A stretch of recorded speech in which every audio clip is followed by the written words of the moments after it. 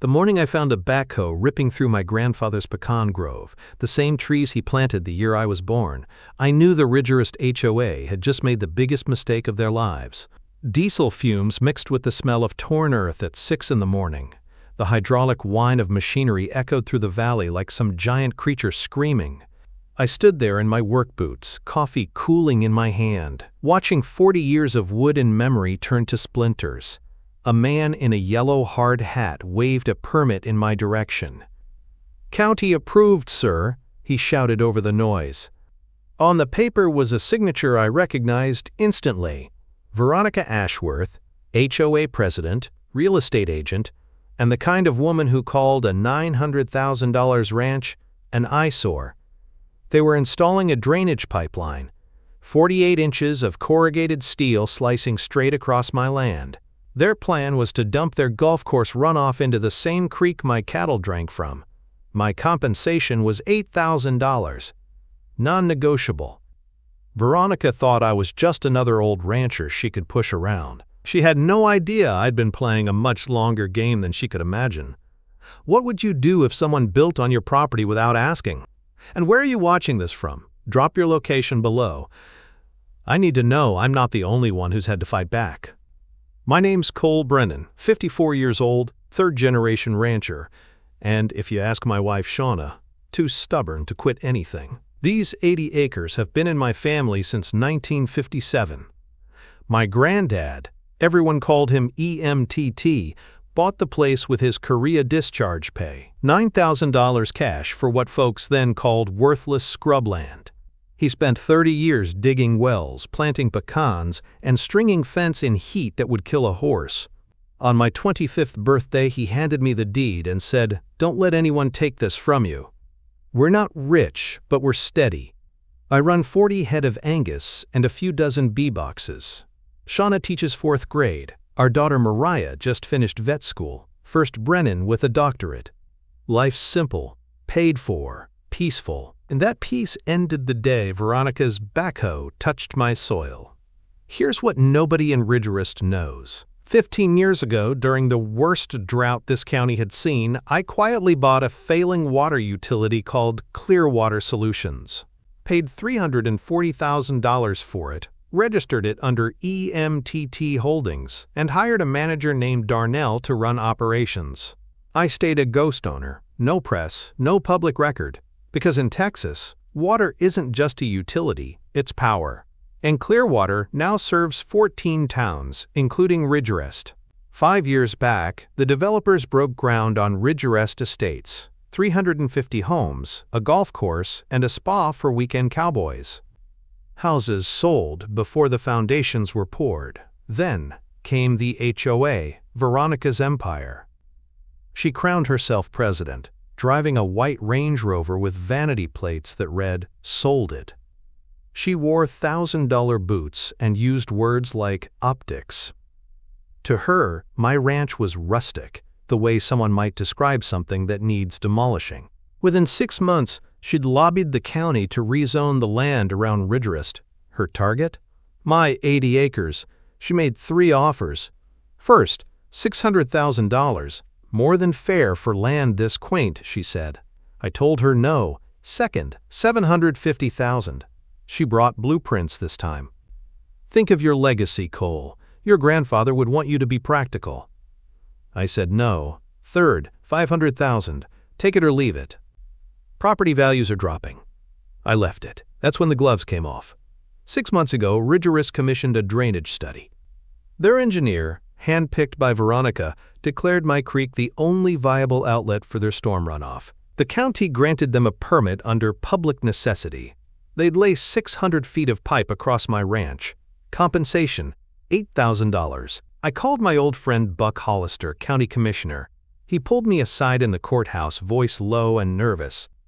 "Cole, Veronica's got the new county attorney wrapped around her finger. He rubber-stamped this thing without reading it. Legally, it's garbage, but fighting it will cost you more than it's worth."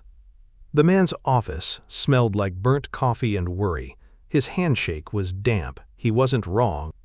Lawyer retainer, $15,000. Court costs could hit $50,000. So I took the $8,000, signed the easement, and smiled for the camera. But I photographed everything: permits, survey stakes, GPS coordinates, timestamps.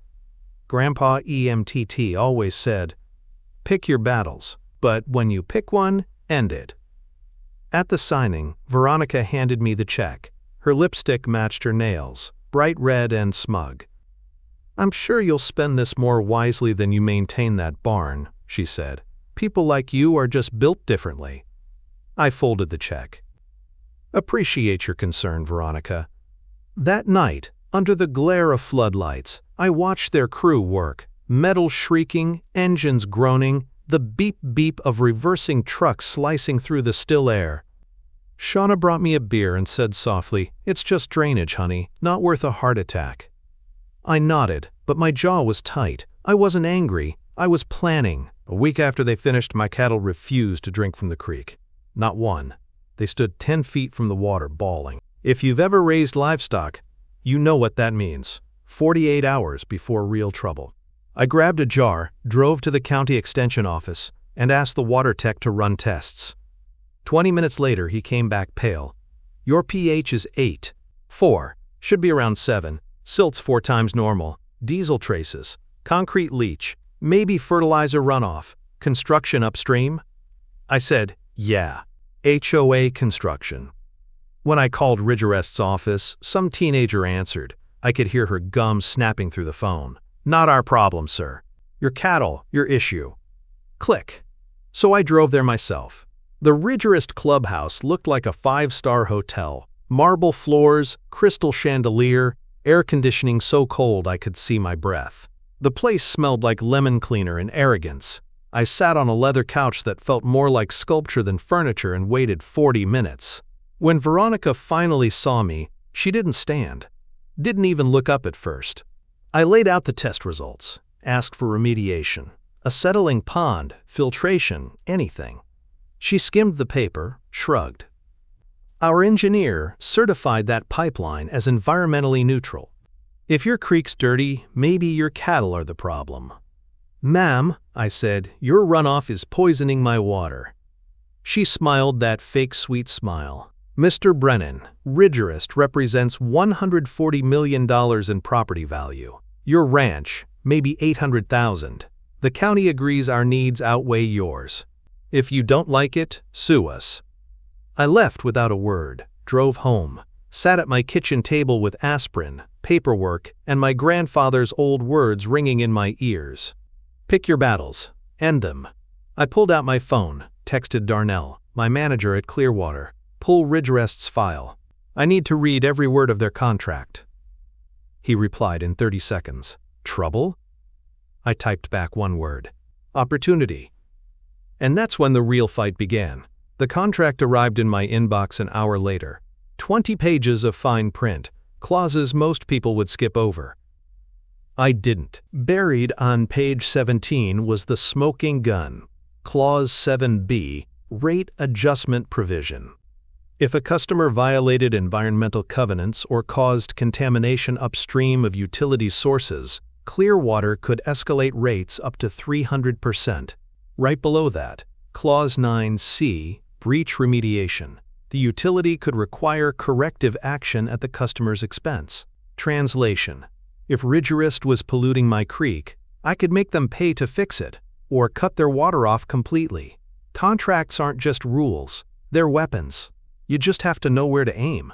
But I needed proof, so I bought 4 trail cameras, camouflaged them in mesquite brush, and aimed them at the access hatches along the new pipeline.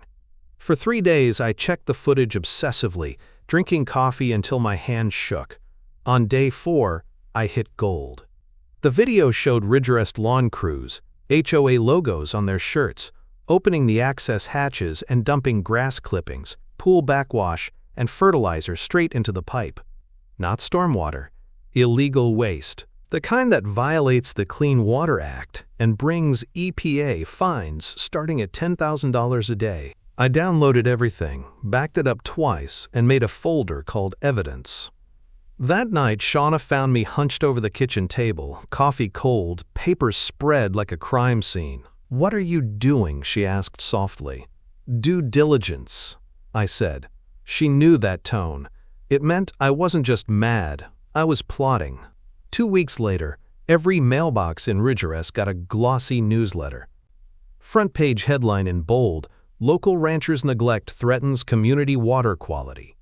Byline, Veronica Ashworth. The article claimed my ranch was leaching manure into the shared watershed. It said I was endangering children and pets. There was even a photo of my barn, peeling paint, bad lighting, captioned, "Unmaintained structures raise health concerns." By the time I finished reading, my hands were shaking. Not from fear. From that cold, clean anger that sharpens your vision. An hour later, my daughter Mariah called, voice trembling. "Dad, someone left that newsletter on my apartment door with a note that says, 'Your dad is poisoning our kids.' Quote, she'd just finished vet school, starting her first job. She didn't deserve this." Then Shauna came home, pale as chalk. "My principal got an email copied to the school board. Someone's questioning if a teacher married to a polluter should be allowed to teach." She dropped her bag on the counter. "They're coming after my job, Cole." 2 letters arrived the next day, anonymous, hateful, both accusing me of killing children for profit. The envelope smelled like cheap glue and bile. I stopped going to the feed store at busy hours. Folks I'd known for years looked away. That's when I hired Derek, an independent environmental consultant. Cost me $1, $200 I didn't have, but it was worth every penny. Derek was mid-30s, Birkenstocks at construction sites, PhD in hydrology, the kind of guy who didn't care who rolled their eyes at him. He spent 2 days testing my land, the creek above and below the pipeline, and Ridgerest's drainage outlets. 10 days later, his report hit my desk. 30 pages of science with a brutal conclusion. The Brennan property is in full environmental compliance. Contamination originates from Ridgerest HOA drainage system. Violations include unpermitted discharge of fertilizer, pool chlorination byproducts, and hydrocarbon residue. These constitute a Clean Water Act violation under Section 402. I made 6 certified copies. Sent them to Veronica, the county environmental office, the state EPA, and Buck at the courthouse. Attached an invoice. $1,200 for the study. $8,000 for the original easement payment. $4,500 for cattle vet bills. Total, $13,700. Due in 30 days. 10 days later, instead of a check, I got a visit from a county zoning inspector. Kid couldn't have been 25. "Sir," he said nervously, "we had a complaint that your cattle exceed your permitted head count." I handed him my records, organized, notarized, every sale and vet certificate in a 3-ring binder. He looked, nodded, sighed. "This is retaliation," he muttered, "but I have to log it." "Do your job," I said. "Just tell your boss I said hi." That night I opened Clearwater's customer database and pulled Ridgerest's water usage history. And there it was. Beautiful, simple math. They'd been using 18% more water than contracted for 2 years straight. At $9 per 1,000 gallons, that's $810 per month in overage fees. Multiply that by 24 months and add late fees, $23,000 unpaid. I called Darnell, send them a bill, certified mail, 15 days to pay. "Boss," he said, "this'll make waves." "Good," I told him. "Let them drown in them." Shauna asked if I'd tell Veronica I owned Clearwater. I smiled. "Not yet. Let's see how they handle the bill." The next night, my dog Rufus barked at a truck idling out by the fence line. By the time I got there, it was gone. But someone had cut 50 feet of barbed wire. My cattle had wandered straight onto Ridgerest's golf course, probably thinking they'd found heaven. A security guard showed up, radio in hand, already calling the sheriff. The deputy fined me $500 for livestock at large. I showed him the clean cuts on the wire, fresh tire tracks in the mud. He took photos, shrugged. "File a counter report, but without witnesses." He didn't finish. We both knew how this county worked. Next morning, 90 degrees and climbing, I spent hours repairing the fence, sweat soaking through my shirt. Grandpa EMTT's voice echoed in my head. "A man who cuts your fence will cut your throat if you let him." It was time to stop playing defense. I met Buck at the diner off Highway 17. He looked worn out, coffee gone cold in his cup. "Cole," he said, "Veronica's pushing for eminent domain. She wants the county to seize your land and lease it to the HOA for expansion." Next, I called Darnell again. "Pull everything on Ridgerest. Permits, hydrants, connections, full audit." 2 days later he called back laughing. "Boss, you won't believe this. 17 unpermitted fire hydrants, 2 unapproved irrigation wells drilled into your aquifer. That's theft and a felony." Quote. Then I called Lupe Luz Fuentes, Shauna's college friend, an environmental attorney with the kind of grin that meant trouble for someone else. After I laid out the evidence, she said, "Cole, this is a Clean Water Act slam dunk, and I'll take it pro bono for the publicity alone. How far are you willing to go?" Quote. "As far as it takes," I told her, "to make sure they never do this again." Here's a lesson for anyone watching. There's a legal concept called anticipatory breach. You don't have to wait for someone to destroy you completely. If their behavior shows they're going to violate the contract, you can act now. Ridgerest's contamination, overuse, and illegal wells proved bad faith. That meant I could strike first, and that's exactly what I planned to do. I called Tommy Vickers, a retired hydro engineer who designed the original Clearwater system decades ago. 72 years old, still sharp as barbed wire. He showed up with a tape measure, a clipboard held together with duct tape, and more opinions than a preacher on Sunday. After 2 hours walking the easement, he gave me his verdict. "That pipeline's undersized by half. One good storm, and it'll blow like a busted fire hose. They saved 50 grand in materials. It'll cost you 200 in damage." That weekend, me, Tommy, Buck, and 3 neighboring ranchers built a bypass system ourselves, PVC, gravel, and sweat. 6 grand out of pocket, but my cattle would drink clean again. By sunset, shirts stuck to our backs, dust in our teeth, we sat on tailgates drinking cold beer from a cooler. Old rancher named Cadet wiped his brow and said, "This is what HOAs never get. Out here, we don't need bylaws. We've got each other." By Monday morning, the plan was in motion. Luce filed the lawsuit. Darnell drafted Clearwater's termination notice. Rita, from the Silo County Gazette, prepared her exposé. 3 strikes, 1 week. When Veronica opened the Clearwater letter in her board meeting, Darnell's contact told me she went white as chalk. The notice listed every violation and fine. $23,000 in water overuse, $42,500 in penalties for unpermitted hydrants. 2 illegal wells, felony violations. 30 days to pay and fix everything or lose water service. Her lawyer, Bradley Finch, read it twice, face like a funeral. If Clearwater terminates, property values crash.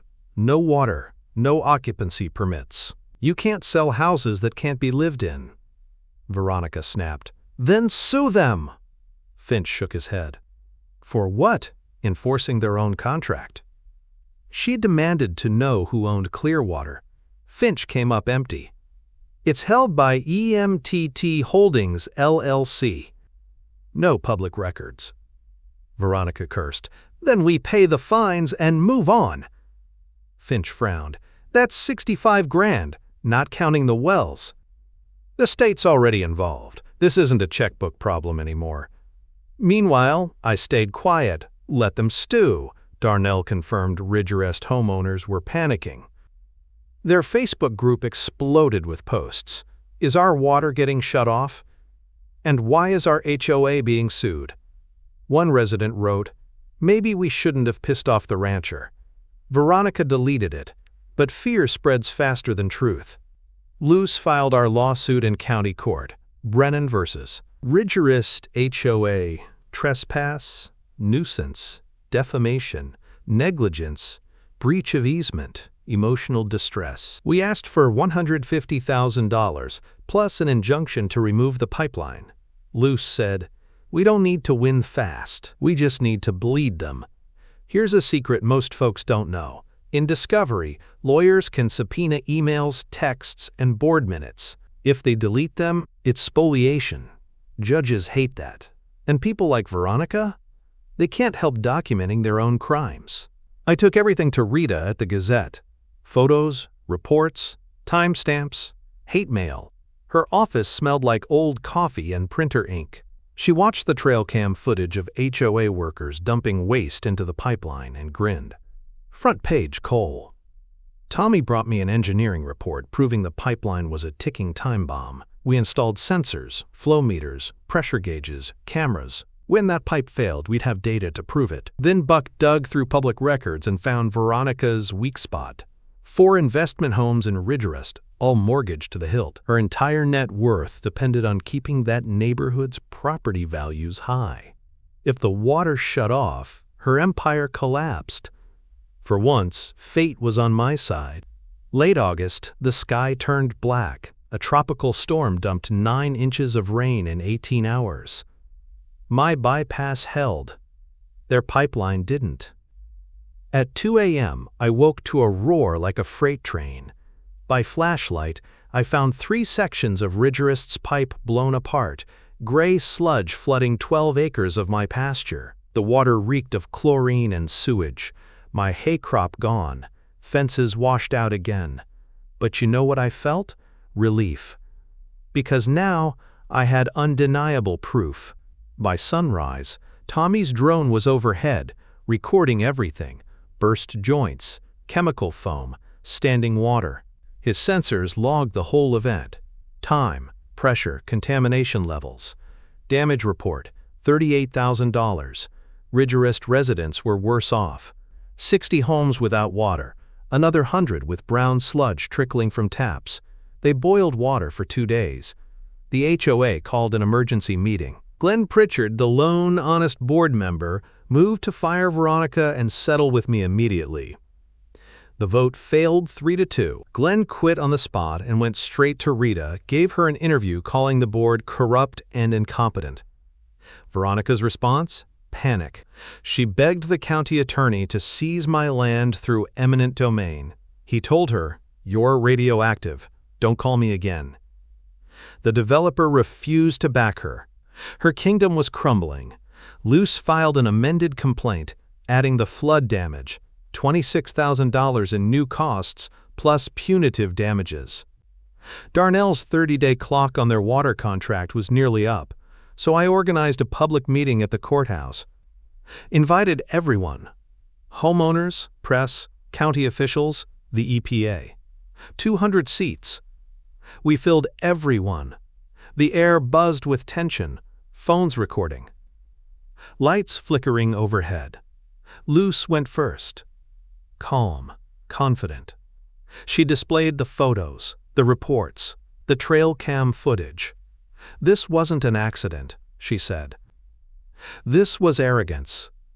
The EPA investigator stood next. The HOA faces up to $200,000 in fines and possible criminal charges. Then Veronica grabbed the mic, her voice sharp. "This is a witch hunt. That rancher is sabotaging our community." A homeowner shouted, "You told us the pipeline was safe." Another, "My basement flooded. Where's my refund?" The room erupted. Veronica's lawyer tried to quiet them. Too late. I stood next, took off my hat, looked at the crowd. I never asked for this fight. I asked for fairness. Veronica said I couldn't stop Ridgerest's expansion because I'm just a rancher. She was wrong. I held up a document. This is the registration for Clearwater Solutions, LLC, the company that supplies Ridgerest's water. I'm the sole owner. The room gasped. Phones shot up to record. Veronica froze, eyes wide like a deer in headlights. "Tomorrow," I said, "if Ridgerest doesn't fix its violations, Clearwater will terminate water service under Contract Clause 11C. No water, no occupancy. Property values collapse. Phase 2 dies. That's not revenge. That's accountability." Luce stepped forward. "Or you can settle tonight. Remove the pipeline. Pay $100,000 in damages." Veronica resigns. "Sign a conservation easement protecting Mr. Brennan's land forever." I looked at Veronica. "You've got 12 hours." She left without a word. The next morning, her lawyer called. They agreed to everything. She resigned effective immediately. Detective Ramirez later told me the threatening texts to my daughter traced back to a burner phone, bought with Veronica's credit card. She faced criminal charges and lost her real estate license. The new HOA board, with Glenn as president, signed the settlement within 2 days. Pipeline removal. Full restoration of my land, $100,000 paid. And my 80 acres protected forever under county law. 3 weeks later, we threw a barbecue. Neighbors, friends, even a few Ridgerest residents came. Smoke from the pit drifted through pecan branches as kids splashed in the clean creek again. Shauna's peach cobbler cooled on the table. The smell of mesquite and victory hung in the air. Mariah hugged me. "Dad, you did it. Grandpa would be proud." I smiled. He'd say we're just taking care of our own. Buck handed me a beer. "You made enemies, Cole, but more friends than you'll ever know." I looked around. I just wanted to be left alone. He laughed. "Too late. You're a legend now." 2 months later, I started the MTT Brennan Water Stewardship Fund, helping small landowners fight HOA overreach, paying for water testing and legal aid.